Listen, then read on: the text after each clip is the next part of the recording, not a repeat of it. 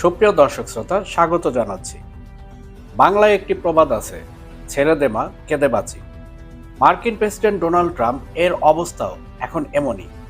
ইসরায়েলের কথায় সায় দিয়ে ইরান আক্রমণ করে এখন পালানোর পথ খুঁজছেন ডোনাল্ড ট্রাম্প। বিশ্লেষকদের মন্তব্য, ট্রাম্প ইরান আক্রমণ করে তার ক্যারিয়ারের সবচেয়ে বড় ভুল করেছেন। কারণ ইরান শুধু মধ্যপ্রাচ্যই নয়, এই পৃথিবীতেও এখন সুপার পাওয়ারদের মধ্যে একটি দেশ, যা অলরেডি প্রমাণ করে দিয়েছে ইরান।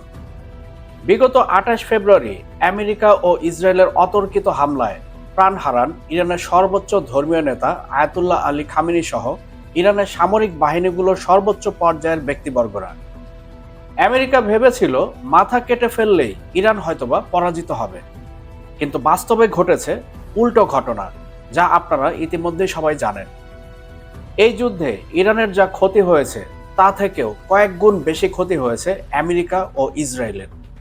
বিশ্লেষকরা বলছেন, যেহেতু যুদ্ধের জয় পরাজয় হিসাব করা হয় কার কত ক্ষয়ক্ষতি হয়েছে তার উপর নির্ভর করে, সেই হিসাবে ট্রাম্প এই যুদ্ধে পরাজিত হয়েছেন। এখন কথা হচ্ছে, সামরিক ক্ষয়ক্ষতি ছাড়াও আমেরিকার কি পরিমাণ ক্ষতি হয়েছে তা আমরা আগে জেনে নেই। বিশ্ব অর্থনীতির কেন্দ্র হিসেবে বিবেচিত যুক্তরাষ্ট্রের শেয়ার বাজারে হঠাৎ করে বড় ধরনের ধাক্কা খেয়েছে। মাত্র 2 সপ্তাহের মধ্যে বাজার থেকে প্রায় $2.2 ট্রিলিয়ন মূলধন উধাও হয়ে গিয়েছে, যা বিনিয়োগকারীদের মধ্যে ব্যাপক উদ্বেগ সৃষ্টি করেছে। বিশ্লেষকদের মতে এই পতনের পেছনে রয়েছে একাধিক কারণ। প্রথমত, মধ্যপ্রাচ্যে উত্তেজনা বৃদ্ধি, দ্বিতীয়ত তেলের দাম দ্রুত বেড়ে যাওয়া, এবং তৃতীয়ত বৈশ্বিক অর্থনীতিতে অনিশ্চয়তা। বিশ্বজুড়ে বিনিয়োগকারীরা এখন প্রশ্ন তুলছেন, এটি কি সাময়িক বাজার সংশোধন নাকি বড় কোনো অর্থনৈতিক সংকটের সূচনা? ওয়াল স্ট্রিটে শেয়ার বিক্রির চাপ অব্যাহত রয়েছে। গত কয়েক সপ্তাহ ধরে যুক্তরাষ্ট্রের প্রধান 3টি শেয়ার সূচক ডাও জোন্স, S&P 500 এবং নাসদাক একাধিক সেশনে বড় পতনের মুখে পড়েছে। বিশেষ করে প্রযুক্তি কোম্পানি এবং জ্বালানি নির্ভর শিল্পগুলোর শেয়ারে বড় ধরনের বিক্রির চাপ দেখা গিয়েছে। বাজার বিশ্লেষকদের মতে, বিনিয়োগকারীরা বর্তমানে ঝুঁকিপূর্ণ সম্পদ থেকে অর্থ তুলে তুলনামূলক নিরাপদ বিনিয়োগে চলে যাচ্ছেন। এই প্রবণতাকে অর্থনীতিবিদরা রিস্ক অফ সেন্টিমেন্ট হিসেবে বর্ণনা করেন। অর্থাৎ বাজারে যখন অনিশ্চয়তা বাড়ে, তখন বিনিয়োগকারীরা শেয়ার থেকে সরে গিয়ে সোনা, সরকারি বন্ড বা নগদ অর্থের দিকে ঝুঁকে পড়েন। বিশ্ব বাজারের উপর সবচেয়ে বড় প্রভাব ফেলেছে মধ্যপ্রাচ্যের সাম্প্রতিক উত্তেজনা। এই অঞ্চলে সংঘাত বৃদ্ধি পাওয়ায় আন্তর্জাতিক তেল সরবরাহ নিয়ে নতুন করে উদ্বেগ তৈরি হয়েছে।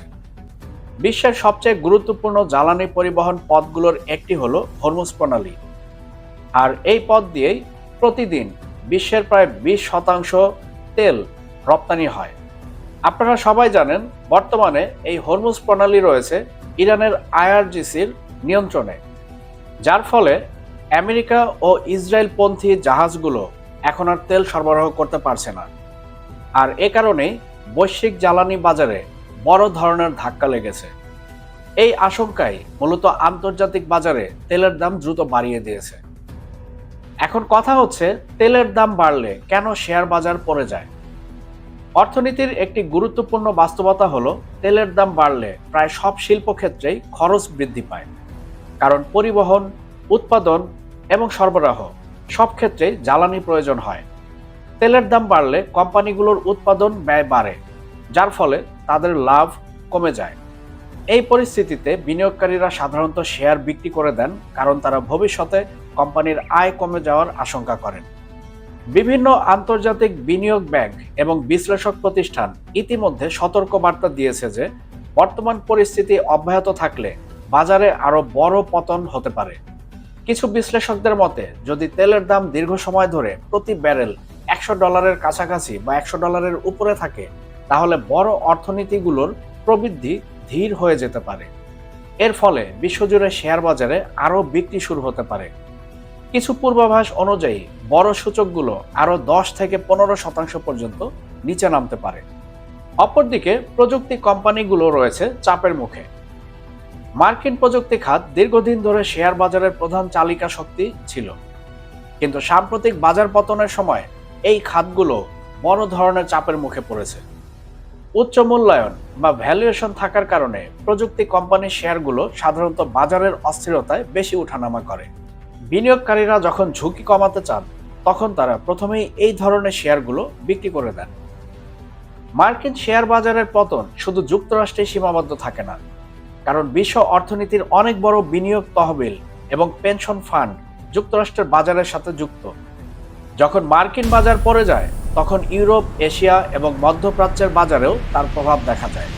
বিশেষ করে উদীয়মান অর্থনীতিগুলোতে বিদেশি বিনিয়োগ কমে যাওয়ার ঝুঁকি তৈরি হয়। বাজারের সাম্প্রতিক পরিস্থিতিতে অনেক বিনিয়োগকারী আতঙ্কিত হয়ে পড়েছেন। বেশ কিছু বিনিয়োগ তহবিল ইতিমধ্যে তাদের পোর্টফোলিও পুনর্বিন্যাস শুরু করেছে। তারা উচ্চ ঝুঁকির খাত থেকে অর্থ সরিয়ে তুলনামূলক নিরাপদ খাতে বিনিয়োগ করছে। বিশেষ করে স্বর্ণ এবং সরকারি বন্ডের চাহিদা কয়েক গুণ বৃদ্ধি পেয়েছে। ইতিহাসে এমন ঘটনা নতুন নয়। অর্থনীতিবিদদের মতে শেয়ার বাজারে বড় ধরনের পতন নতুন কিছু নয়। ইতিহাসে বহুবার এমন ঘটনা ঘটেছে যেখানে অল্প সময়ের মধ্যে বাজার থেকে বিপুল পরিমাণ অর্থ উধাও হয়ে গিয়েছে। 2008 সালের বৈশ্বিক আর্থিক সংকট, 2020 সালের মহামারীকালীন বাজার ধস, এই দুই সময়েও একই ধরনের পরিস্থিতি দেখা গিয়েছিল। তবে পার্থক্য হলো বর্তমান পরিস্থিতিতে প্রধান চালিকা শক্তি হচ্ছে ভূরাজনৈতিক উত্তেজনা এবং জ্বালানি বাজারের অনিশ্চয়তা।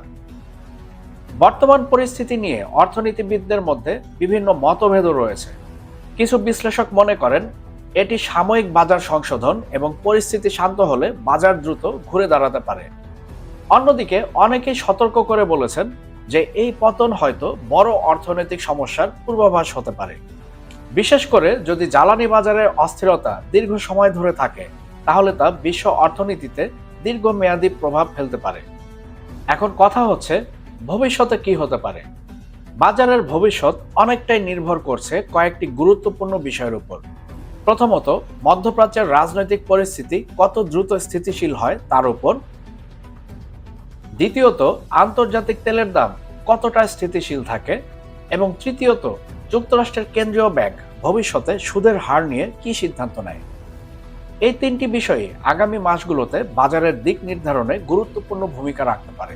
2 সপ্তাহে $2.2 ট্রিলিয়ন হারানো নিঃসন্দেহে মার্কিন শেয়ার বাজারের জন্য বড় ধাক্কা।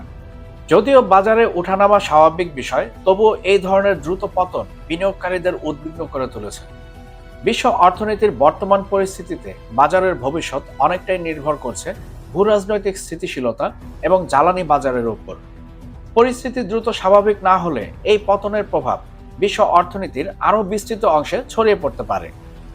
এক হরমুজ প্রণালী বন্ধ করে ইরান আমেরিকাকে পরাজিত করেছে বলে মন্তব্য করেছেন অনেক বিশ্লেষক। কারণ এই হরমুজ প্রণালী বন্ধের পর আমেরিকা তার ক্ষমতায় এই জ্বালানি রপ্তানি পথ খুলে দিতে পারেনি।